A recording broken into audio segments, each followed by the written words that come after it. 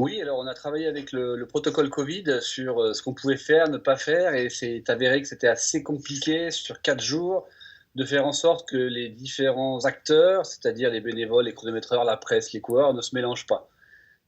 Ça allait être très compliqué, donc on est parti sur une autre option, c'était de faire une course sur une journée, ce qui permettait d'être beaucoup plus sûr d'avoir tous ces acteurs sur la course.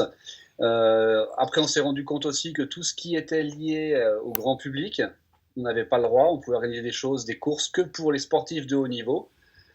Donc malheureusement, on a été obligé de faire que le championnat du monde longue distance avec l'ISMF et la grande course, donc qui représente une quarantaine d'équipes, l'élite sur le circuit Coupe du Monde et les championnats du monde.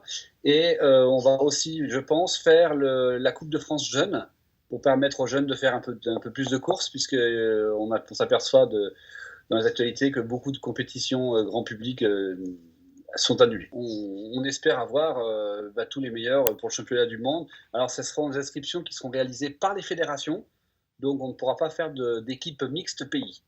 On sera obligé d'avoir des équipes de France, d'Italie, d'Espagne, de Norvège. On ne pourra pas mixer. On souhaitait quand même faire quelque chose. Faire une deuxième année sans rien, c'est pas facile. Il y en a beaucoup de bénévoles qui, heureusement, grâce à eux, la course est là, qui commencent un petit peu à perdre espoir, qui commencent à se décourager. Et ça, c'est pas bon. Tous les partenaires qui nous suivent aussi, c'est des saisons blanches, c'est bon pour personne.